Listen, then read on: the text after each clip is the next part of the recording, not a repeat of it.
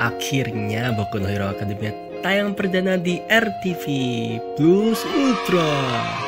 Udah sesuai belum ya sama prediksi yang sebelumnya? Apakah kemampuan Uraraka beneran berubah menjadi membaca pikiran? Mari kita bahas.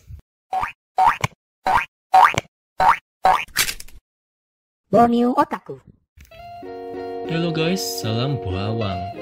Akhirnya RTP udah nayangin anime Boku no Hero Academia. Dan dalam satu hari langsung ditayangin sebanyak 3 episode.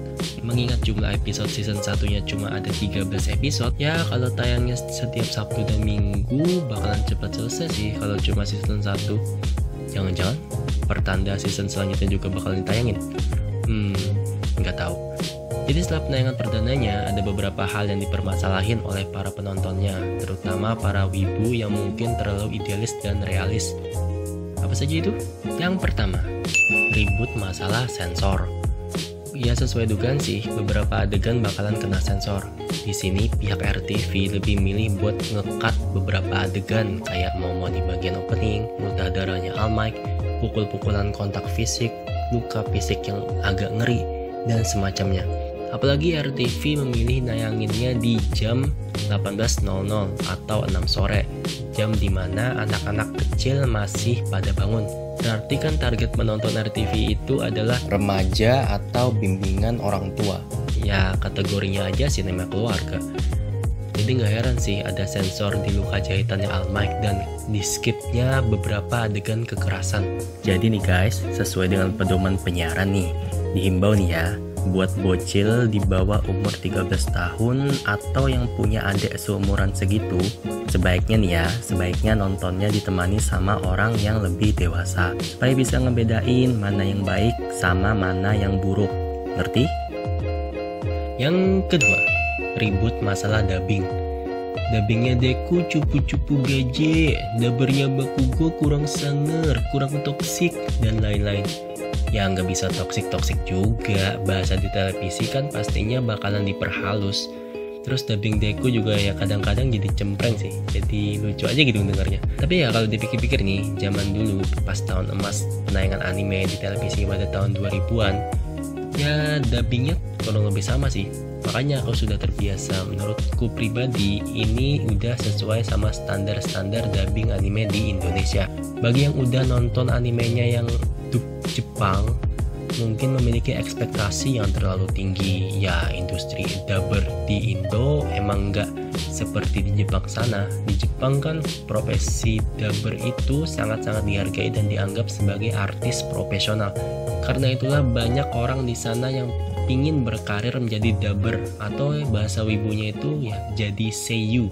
Pendapatan seiyu di Jepang gede-gede loh. Ya jelas lah, tingkat profesionalitas dari industri dubber Jepang dan Indonesia pun bakalan berbeda. Cuannya aja beda. Apalagi profesi dubber di Indonesia bisa dibilang profesi yang langka, makanya jangan kaget kalau suara karakter-karakternya bakalan banyak yang sama. Jadi sebenarnya ya, yang bikin gak enak denger dubbing Indonesianya itu lebih karena emang udah keseringan dengerin dub Jepangnya. Dan ya memang dub Jepang lebih menjiwai. Tapi bagi masyarakat awam pas denger dubbing Indonesianya, jadinya ya bakalan biasa aja gitu. Kemudian yang ketiga, beberapa miss di istilah dan nama karakter. Ini Ida kok jadi Lida? Aku nggak ngerti sih, ini typo atau malas riset atau gimana. Uraraka aja di akun Twitter RTP kemampuannya jadi membaca pikiran. Bagi orang yang sudah membaca atau menonton Boku no Hero Academia tentunya bakalan merasa kecewa sih. Panggilan Kacan jadi Katsu. Ya bener sih, namanya kan emang Katsuki. Bisa jadi nih buat nyesuaiin sama penonton di Indonesia, kan Kacan itu gabungan K dari Katsuki dengan sufiks Chan. Emangnya orang Indo paham sama can-canan? Karena itulah dibuat panggilannya jadi namanya aja langsung Katsu dari Bakugo Katsuki. Nah untuk beberapa istilah nama karakter ini ya mengecewakan sih bagi fans Boku no Hero Academia.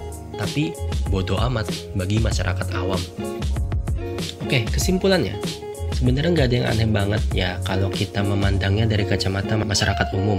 Yang membuat kita kurang puas dan sampai mencap jelek terus ngehujat-hujat adalah karena kita udah nonton versi aslinya. Coba kalau posisinya kita sebagai orang yang baru pertama kali nonton dan emang cuma nonton anime di televisi, maka kita nggak akan kepikiran buat ngehujat. Ya giliran nggak ada tayangan anime di TV, ada yang hujat. Giliran di tayangan anime di TV, masih aja dihujat. Giliran di tayangan anime di TV tanpa sensor, orang lain yang bakalan ngehujat. Nyinyir terus. Tapi kan ya, ceritanya masih ngefeel kok. Kan kita nonton Boku no Hero ini bukan karena cuma pengen ngeliat darah sama opainya si Momo doang. Intinya kan ceritanya masih bisa tersampaikan dengan baik. So, mari kita berikan aplaus terhadap RTV yang udah mau nayangin. Jika ada kekurangan, mari kita berikan masukan kepada stasiun TV tersebut. Dan semoga juga nih ya, industri pengisi suara di Indonesia bisa menjadi lebih baik lagi. Nah, gimana pendapat kalian nih? Seberapa puas atau nggak puasnya kah kalian sama penayangan anime ini? Mari kita diskusikan di kolom komentar. Blues Ultra. Oke, sekian dulu pendapat pribadi dari Borneo. Jangan lupa untuk subscribe dan tekan tombol loncengnya ya. Sampai jumpa di video yang berikutnya dan bye guys. Oh,